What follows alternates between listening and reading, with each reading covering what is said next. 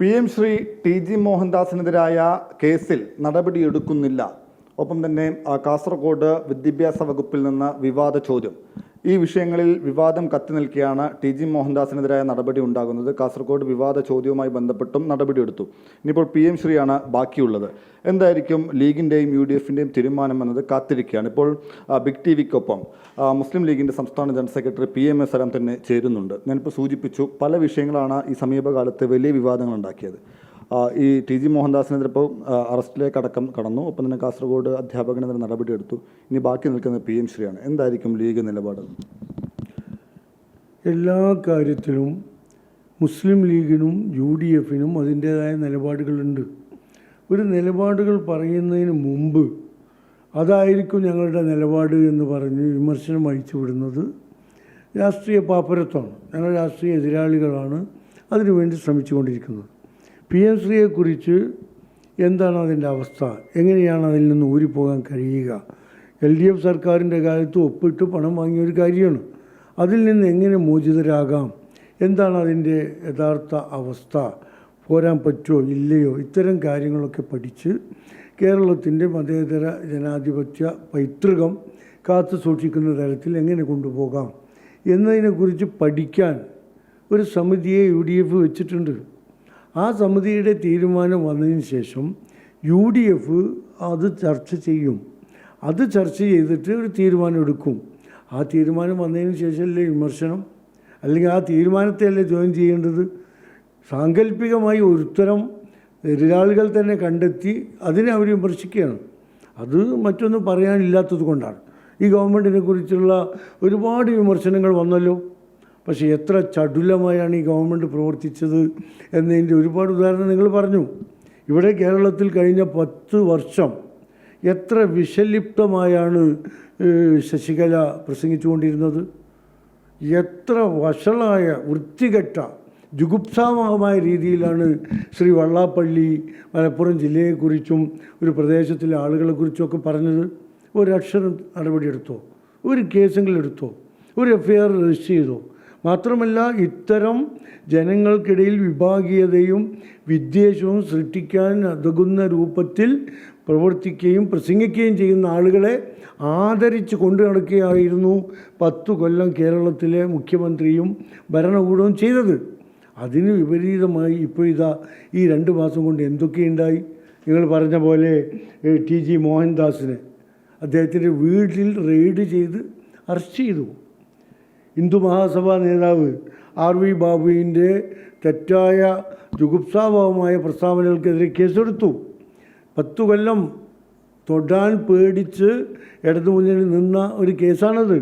അതുപോലെ തന്നെ സുഗതനെ തിരുവനന്തപുരത്തെ ജയിലിലടക്കാനുള്ള ആർജവം കാണിച്ചു. അദ്ദേഹത്തിന് കൊടുത്തിരുന്ന എസ്കോർട്ടും ഗൺമേനെയൊക്കെ പിൻവലിച്ചു. അതുപോലെ തന്നെ വെള്ളാപ്പള്ളി എന്തൊക്കെ തോന്നിവാസങ്ങൾ രാജ്യത്ത് വിളിച്ചു പറഞ്ഞു. എന്നിട്ട് അദ്ദേഹത്തെ സ്വന്തം കാറിൽ കയറ്റി കൊണ്ടു നടന്ന് പൂജിച്ചു, ആരാധിച്ചു. മാത്രമല്ല, അദ്ദേഹത്തിൻ്റെ പേരിലുള്ള കേസുകളൊക്കെ ഒഴിവാക്കി കൊടുക്കുന്ന ഒരു സാഹചര്യം വരെ അന്വേഷണം നടത്താതെ വിസ്മൃതിയിലാണ്ട് പോകട്ടെ എന്ന് കരുതി നടന്ന ഒരു ഗവൺമെൻറ്റിനെ മറിച്ച് ഈ ഗവൺമെൻറ് വന്നു. അതൊക്കെ തകൃതിയായി പുനരന്വേഷണം നടത്താൻ ഉത്തരവിടാനുള്ള ആർജവം കാണിച്ച ഒരു ഗവൺമെൻറ്റാണിത്.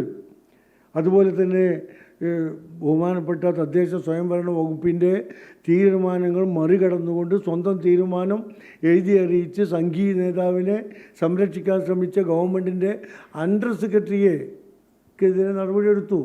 എത്ര ആർജവമുള്ള ഒരു ഗവൺമെൻറ്റും വകുപ്പുകളാണ് ഇതൊക്കെ.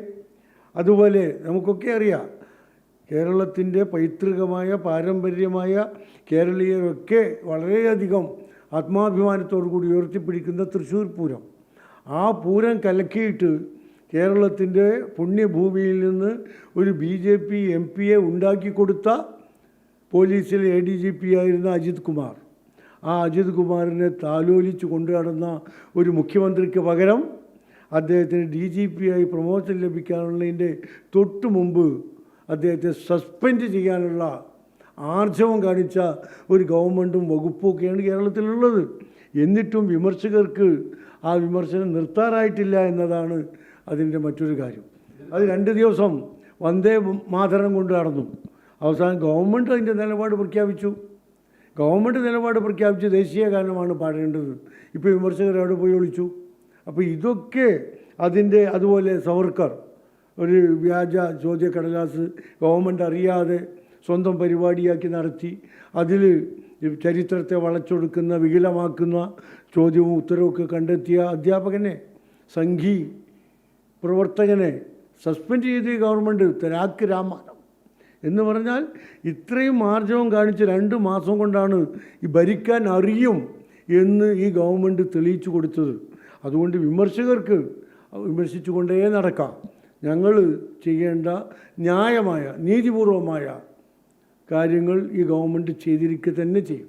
ഈ അവസാനം പറഞ്ഞു ന്യായമായ നീതിപൂർവമായ കാര്യങ്ങൾ ചെയ്യുമെന്ന്. അപ്പം നേരത്തെ പറഞ്ഞു മുൻ സർക്കാർ ഒപ്പിട്ടതിനാലാണ് PM ശ്രീയിൽ തടസ്സമെന്ന്. പക്ഷേ കേന്ദ്രം തന്നെ രാജ്യസഭയിൽ കേന്ദ്രമന്ത്രി തന്നെ പറഞ്ഞു, PV അബ്ദുൽ വഹാബിൻ്റെ MP-യുടെ ചോദ്യത്തിന് മറുപടിയായി സംസ്ഥാനങ്ങൾക്ക് പിന്മാറാമെന്ന്. അത് പരിഗണിച്ച് പിന്മാറാനുള്ള സാധ്യത പരിശോധിക്കുമെന്ന് ലീഗ് സംസ്ഥാന അധ്യക്ഷൻ സാദിഖ് അലി തങ്ങൾ കഴിഞ്ഞ ദിവസം പറഞ്ഞത്. ആ നിലപാട് തന്നെയായിരിക്കും UDF യോഗത്തിലും ലീഗ് എടുത്തത്. മുസ്ലിം ലീഗിൻ്റെ സംസ്ഥാന അധ്യക്ഷൻ ബഹുമാന്യനായ സാദിഖ് അലി ശിഹാബ് തങ്ങൾ എന്താണ് പറഞ്ഞത് എന്ന് വളരെ വ്യക്തമാണ്. അതിൽ നമ്മൾ മറ്റു കാര്യങ്ങൾ കൂട്ടിച്ചേർക്കേണ്ട. അദ്ദേഹം പറയാത്തതൊന്നും അദ്ദേഹത്തിൻ്റേതായി നമ്മൾ വരുത്തണ്ട. അദ്ദേഹം പറഞ്ഞത് ഇത് വേണ്ട എന്ന് ആഗ്രഹിക്കുന്നവരല്ലേ നമ്മളൊക്കെ എന്ന് മാത്രമേ അദ്ദേഹം ഉദ്ദേശിച്ചുള്ളൂ. ഏതായിരുന്നാലും മുസ്ലിം ലീഗിൻ്റെ അവസാന വാക്ക് ബഹുമാനപ്പെട്ട തങ്ങൾ തന്നെയാണ്. ഞങ്ങൾ ആ ഉപസമിതി റിപ്പോർട്ട് കാത്തിരിക്കുകയാണ്. അതോടുകൂടി പാർലമെൻറ്റിലെ ചോദ്യോത്തരത്തിൻ്റെ എല്ലാ വശങ്ങളും ഞങ്ങൾ പരിശോധിക്കും. എല്ലാ കാര്യങ്ങളും പരിശോധിച്ചിട്ട് മുസ്ലിം ലീഗ് തീരുമാനമെടുക്കും. UDF-ലും ചർച്ച ചെയ്ത് UDF-ഉം തീരുമാനമെടുക്കും. ആ തീരുമാനം വരുമ്പോൾ ഈ കാര്യങ്ങളൊക്കെ വന്ന പോലെ തന്നെ വിമർശകർക്ക് ഒളിച്ചിരിക്കേണ്ടി വരും. ഇപ്പോഴും നടപ്പാക്കാനൊരു തീരുമാനത്തിലേക്ക് UDF കടന്നിട്ടില്ല. ഇല്ലല്ലോ. അത് നടപ്പാക്കാനാണെങ്കിൽ പിന്നെ ഞങ്ങൾ എന്തിനാ അന്വേഷണ സമിതി വെച്ചത്? ഒരു സമിതി വെച്ചത് എന്തിനാ? അതിനെക്കുറിച്ച് പഠിക്കാനാണ്. പഠിച്ചിട്ട് എന്താണ് ചെയ്യേണ്ടതെന്ന് സമിതിയുടെ തീരുമാനം അപ്പാടി നടപ്പാക്കുകയല്ല. സമിതിയുടെ റിപ്പോർട്ട് UDF പരിശോധിക്കും. UDF തീരുമാനമെടുക്കും. ഈ വന്ദേ മാതര വിവാദം, മറ്റു വിവാദങ്ങൾ താങ്കൾ സൂചിപ്പിച്ചതുപോലെ മറ്റു വിവാദങ്ങളൊക്കെ വെച്ച് PA മുഹമ്മദ് റിയാസ് പറഞ്ഞു മുസ്ലിം ലീഗിനൊരു നിലപാടില്ല, കോൺഗ്രസ് പറയുന്നതിനനുസരിച്ചിട്ട് മുസ്ലിം ലീഗ് നിലപാടെടുക്കുന്നു എന്നാണ് വിമർശനം. എന്താണ് അതിന് മറുപടി? നേരത്തെ അദ്ദേഹത്തിൻ്റെ ഭാര്യാപിതാവും അദ്ദേഹമൊക്കെ പറഞ്ഞിരുന്നത് മുസ്ലിം ലീഗ് പറഞ്ഞതിനനുസരിച്ച് കോൺഗ്രസ് നിലപാടെടുക്കുന്നു, കോൺഗ്രസ് മുസ്ലിം ലീഗിന് കീഴ്പ്പെട്ടിരിക്കുന്നു എന്ന പ്രചാരവേലയാണ്. ഇപ്പം നേരെ മറിച്ചാണ് പറയുന്നത്. അവരിങ്ങനെ മാറ്റി പറഞ്ഞുകൊണ്ടേയിരിക്കും. അത് പരാജയത്തിൻ്റെ ഒരു വിഭ്രാന്തിയിൽ നിന്ന് ഉയർന്നു വരുന്നതാണ്. അതിന് മറുപടിയില്ല. എന്തായാലും ഈ അധികാരത്തിലേറി കുറഞ്ഞ മാസങ്ങൾ കൊണ്ട് മാതൃകാപരമായ പ്രവർത്തനങ്ങളാണ് ഈ സർക്കാർ കാഴ്ചവെക്കുന്നത്. അത് തുടരുമെന്ന പ്രഖ്യാപനമാണ് മുസ്ലിം ലീഗിൻ്റെ സംസ്ഥാന ജനറൽ സെക്രട്ടറി PM സലാം നടത്തിയത്. Big TV, without fear or favor.